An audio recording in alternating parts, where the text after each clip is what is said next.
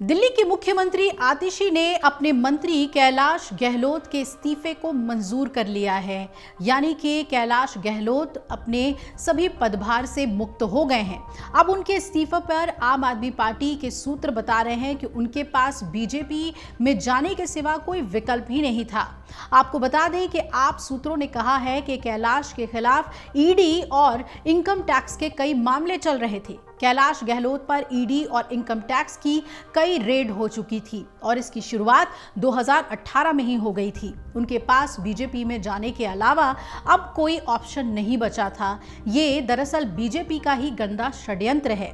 BJP Delhi चुनाव ED और CBI के बल पर जीतना चाहती है।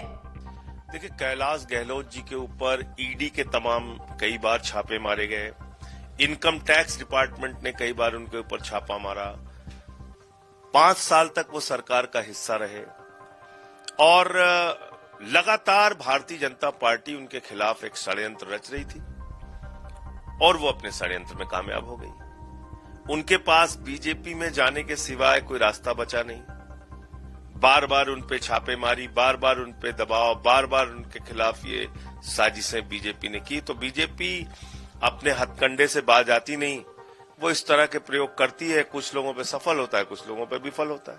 अब वो ऐसी बातें नहीं कर सकते क्योंकि वो 5 साल तक सरकार का हिस्सा रहे हैं। वो आम आदमी पार्टी की सरकार में मंत्री रहे हैं। तो अब वही बातें दोहराना जो भारतीय जनता पार्टी कहती है, तो ये कहीं ना कहीं बीजेपी के षड्यंत्र और साजिश का हिस्सा है। मैं तो सिर्फ इतनी बात कहना चाहता हूं। अब देख लीजिएगा, जब भी मैं बोलता हूं आप लोग सवाल पूछते हैं। मैंने राजकुमार आनंद के बारे में भी कहा था कि वो बीजेपी में जाएंगे।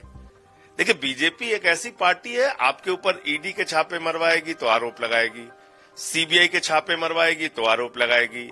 आपको ईडी दफ्तर में बुलाया जाएगा तो आपको विलेन साबित किया जाएगा। आपके ऊपर इनकम टैक्स के छापे मारेगी तो आपको आरोपित करेगी, आपके खिलाफ बोलेगी। जिस दिन आप बीजेपी में शामिल हो जाते हैं, आप सारे आरोपों से बरी हो जाते हैं क्योंकि वहां मोदी वॉशिंग पाउडर है। उस मोदी वॉशिंग पाउडर से सबको धुल दिया जाता है। तो जब ये हो जाए तो एक बार बीजेपी वालों से आप लोग सवाल जरूर कीजिएगा। मैंने कहा था राजकुमार आनंद के बारे में, आप लोग माने नहीं उस समय, तो इस बार जरूर पूछेगा। अब अहम सवाल ये है कि क्या कैलाश गहलोत ने अपना मन बना लिया है कि वो बीजेपी में जाएंगे या वाकई बतौर परिवहन मंत्री वो पार्टी के अंदर परेशान चल रहे थे। सरकार जिस तरीके से डीटीसी के कर्मचारियों के विरोध को झेल रही थी, इससे बतौर परिवहन मंत्री वो अपना कार्य नहीं कर पा रहे थे, लोगों की मांगों को पूरा कर उन्हें संतुष्ट नहीं कर पा रहे थे। ये कई अहम सवाल हैं जो दिल्ली की जनता इस वक्त सोच रही है। आपको बता दें कि परिवहन, प्रशासनिक सुधार, सूचना एवं प्रौद्योगिकी, गृह तथा महिला एवं बाल विकास मंत्री कैलाश गहलोत अब इन सभी पोर्टफोलियो से, पदभार से, मंत्रालय से मुक्त हो गए हैं। उनके इस्तीफे को मुख्यमंत्री ने मंजूर कर लिया। इसके अलावा कैलाश गहलोत ने आम आदमी पार्टी की प्राथमिक सदस्यता से भी इस्तीफा दे दिया है। उन्होंने इस संदर्भ में आम आदमी पार्टी के संयोजक अरविंद केजरीवाल को अपना इस्तीफा भी भेजा है। यानी कि 2 अलग अलग चिट्ठियां उन्होंने लिखी, एक अपनी सीएम यानी कि आतिशी को और दूसरी अपने पार्टी के संयोजक अरविंद केजरीवाल को। अब देखना है कि केजरीवाल इस इस्तीफे को कब मंजूर करते हैं या नहीं करते हैं। आइए हम आपको बताते हैं कि आतिशी और अरविंद केजरीवाल को लिखी चिट्ठी में कैलाश गहलोत ने आखिर क्या लिखा है, जिससे दिल्ली के आने वाले चुनाव में इस चिट्ठी बम का जिक्र होता ही रहेगा। दरअसल गहलोत ने सीधे सीधे लिखा है कि माननीय मुख्यमंत्री जी, मैं जीएनटीसीडी के मंत्री पद से अपना इस्तीफा दे रहा हूं, इसे तत्काल प्रभाव से स्वीकार किया जाए। अरविंद केजरीवाल को भेजी चिट्ठी में कैलाश गहलोत ने आप पर आरोप लगाया और कहा कि जिस ईमानदार राजनीति के चलते मैं पार्टी में आया था वो अब रही ही नहीं। दिल्ली के सीएम के सरकारी आवास को लेकर भी कैलाश गहलोत ने आरोप लगाए कि जिस तरीके से शीश महल को लेकर राजनीति होती है और विपक्ष उस पर सवाल उठाता है, वो असहज करता है। वहीं यमुना के बढ़ते प्रदूषण को लेकर भी उन्होंने साफ साफ लिखा कि हमने जो वादा किया था वो पूरा नहीं किया। ज्यादा समय पार्टी केंद्र सरकार के साथ राजनीति करने में ही उलझी रहती है।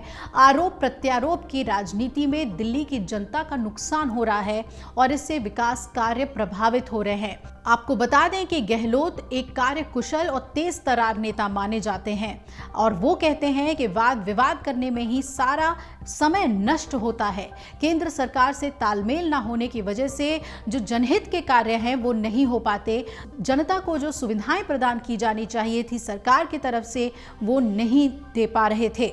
गहलोत ने अपनी चिट्ठी में यमुना सफाई का मुद्दा तो उठाया ही और जनता से किए वादों को ना पूरा करने की बात भी कही है। तो जाहिर तौर पर आने वाले चुनाव में ये एक बड़ा हथियार होगा बीजेपी के हाथ में।